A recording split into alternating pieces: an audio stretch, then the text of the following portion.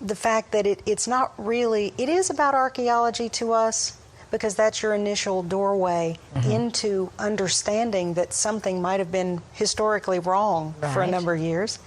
But it's really more to us personally about the leading of the God of Abraham, Isaac, and Jacob, who carried us into Egypt and out again, which is such a parallel to what he did to the children of Israel. Into Egypt and out again. And we began to see these parallels as we went. So what I wrote in the book was every little detail that happened to us, and there were so many of those little supernatural events that, you know, I've got almost a 500-page book, and it's only the first 3 trips we made to the region. So at any rate, we ended up making 15.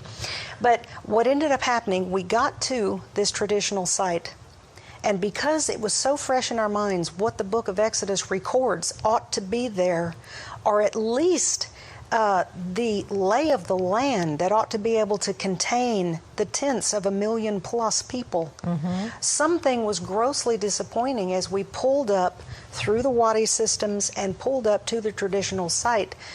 It was, the first thing I remember being astounded by is, that mountain doesn't look high at all. How could they lose Moses up there? If he's at the top of that mountain, everybody in the valley could see him. I could see the top of the mountain.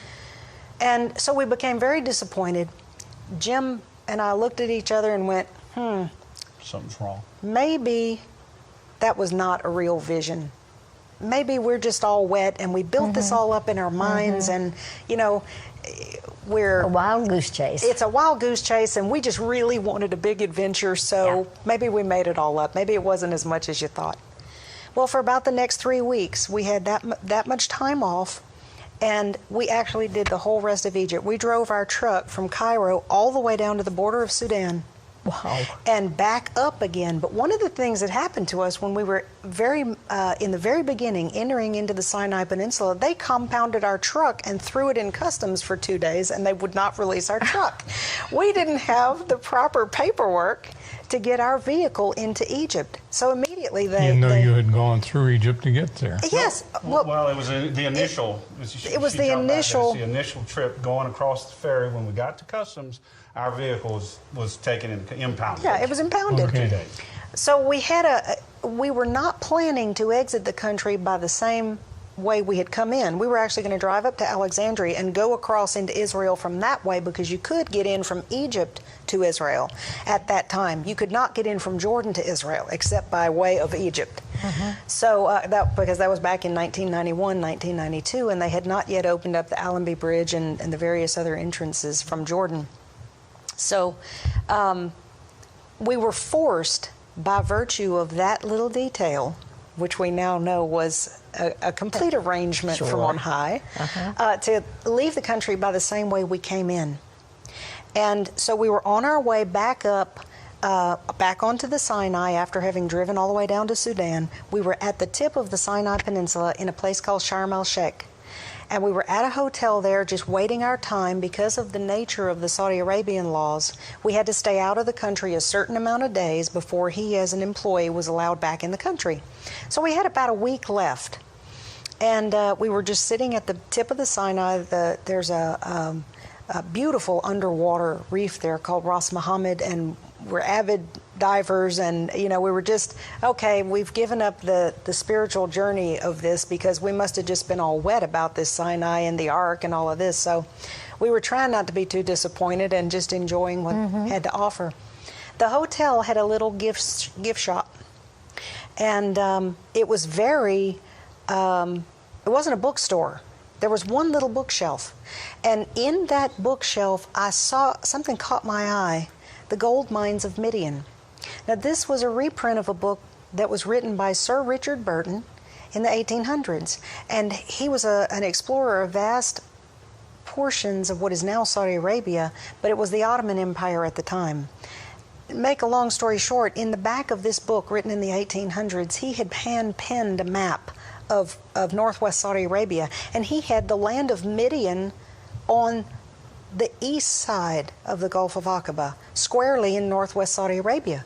And when Jim and I looked at that, we went, oh my goodness, if Midian in the 1800s was known not to be in the Sinai, but to in fact be in northwest Saudi Arabia, we're looking in the wrong place for the mountain. Mountain's got to be in Midian. That was a relief as well as a disappointment, I guess.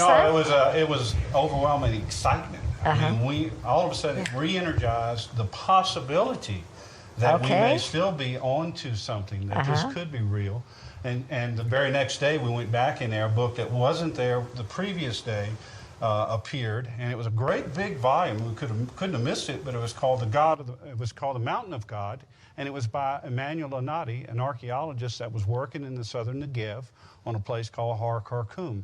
And in the very first few sections of the book, he points out that the traditional location is in question, big question mark there, and that one of the possibilities was in Arabia, called Jebel al-Lawz. That was a clue. And then he had a couple pages later an identikit for what you should find if you found the right mountain. And the traditional site fits none of the criteria. That's right. And he didn't say anything about Jebel al-Lawz, but we knew through her connection, the land of Midian. Moses was in Midian. He had the encounter with the burning bush in Midian. Let's go. So for the next few days, we poured through these two books and then formulated our trip back into Arabia. We would cross back over the ferry, and then we would get down into this region and look for the highest mountain that we could find and see what might be there.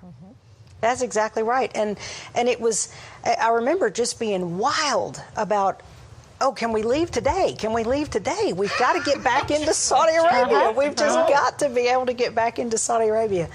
So that's really the details of that journey and what happened to us day by day is what the book is about. But what we saw when we got there was absolutely mind-boggling. And you know, that term just doesn't fit truly. I don't know how to describe this to you. When we first stood at the base of this mountain that's called Jebel al-Lawz, or specifically Jebel Makla, and again, we'll show you the differences here in the next few minutes. All I can remember is, you know, I have a big sturdy fellow right here, and we stood at the base of that mountain, and his knees buckled out from under him, and the next thing I knew, he was on the ground. And as soon as I saw him on the ground, my knees gave out from under me, and I was on the ground. And it was as though everything that was on the inside of us said, you're home. You're here. You have found it. Not because of previous lifetimes or reincarnation or anything something in your goofy spirit like that. But something, there was a witness there. Call it a residual glory. I don't know. I don't know how to explain it, but we knew that we knew that we knew. But the presence of the Holy Spirit was so strong, you couldn't stay on your feet. Yes. And the very next thing that enveloped us and just shook us to the core was, bring this to my people, Israel. Wow. Say it again. Bring this to my people, Israel. Wow. And think of it. If this is the real Mount Sinai, to whom would it be the most important? To Israel. It's not, well, the other one down south that they think is it, some of them, that's important to them. Even though they have all the discrepancies, and I've talked to rabbis about it, and they said, "Oh, you're all wet. It's not down there." But you're exactly right. It's really amazing. After being there the first time, we had these moments for about the scope of 45 minutes to an hour, and then the frontier forces, police forces, were on us. Now these are a police force that live in the desert. They are of the government of Saudi Arabia, but they are not like dispatched from a headquarters or something. They keep their headquarters in the desert. And it wasn't very long before they knew that there were faces there that were not local. And was there other people there? we had only seen the local nomadic Few peoples, the tents. Bedouin, they live all in the region, depending on what time of the year is. They're either closer up in the mountains or they're closer to the sea. And those people have always been, very friendly to us. We had traveled extensively throughout Arabia before we ever made this wonderful trip to Egypt that started all of this. But they'd always been very friendly to us and everything. And to have these forces roar up and pull out AK-47s and say, "Get out," in no uncertain terms. Were you behind a fence or anything? Well, No, not at the moment Not that they at the pulled time up. they came up. We had been escorted into the area by a Bedouin's young boy, a 10-year-old, had opened the gate, taken us into the guard shack, which was vacated at the time, brought us around to where the pillars were, where what we call this covenant site, and that's where both of us fell to our knees. And that was that experience. But after a while, he had gone ahead, he came back to us, and then we walked back around. It's a pretty good walk, takes about 15 minutes, back around to our truck. By the time we walked up to the truck, here comes the Frontier Forces. Yeah. And they jump out, and I cannot express how they tried to instill fear in us and intimidate us and insist that we leave. And I'm surprised that something worse didn't happen, but it didn't, and we were able to leave. But just the point is that was our very first experience at this mountain. We've been back 15 times. Wow. in fact, That's 3 weeks how later. important it is. The other thing that overwhelmed us after we got that kind of a reaction was, who do they think they are? Yes. And why are you not allowed? Yes. I think what welled up inside of us was like, wait a minute. Not only do we have a perfect right to be here, this belongs to our people. Uh-huh. And livid. We were livid. It was like, Yes, how livid. dare you tell us we cannot be here? Uh-huh. But of course, you know, at the other end of a gun, weapon, yeah. you're not going to argue too much. But Right. we kept this internalized. Can I rewind the tape? What you mentioned pillars. You lost me there. Right. Moses erected 12 pillars, each one of them representing one of the tribes of Israel. At that place? At this place. And they're still And they're standing? still there. That's what we're Well, at going to least show 9 of you. them. 9 of them are still Yeah. there. And the ground has been through earthquakes and other things, and it's kind of scattered around, but you can still see with not much imagination that this was set up. There was a platform built, pillars were erected. It's an amazing site. Yes, And- still there, 3,500. That's why I think that this site and this Was place. it tabernacle? The foundation Yes. of the tabernacle, we believe Really? we Right have there. located where it Yes. was sitting.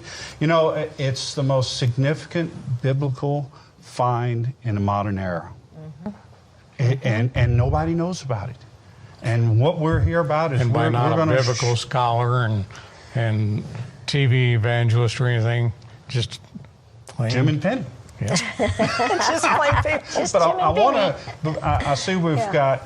We're going to run out of time, and I have a so- lot of exciting things I'd like to share with you. So we'd like to roll what I call. There's 2-minute segments. There's a lot of information. People describe it, and I heard someone else say that it's like being hit with a fire hose of information. There will be a lot of information. Of course, we're not going to be able to get to all of it. But I would like to show the first roll-in, which is Sinai and Horeb, and it's going to give you an overview of the whole place. All right, that's ready to roll. Let's see it. Horeb in northwest Saudi Arabia, we found ourselves gazing in awe toward the south at the majestic beauty of Mount Sinai. Blackened and different from all its surrounding companions, this mountain stands apart at first glance.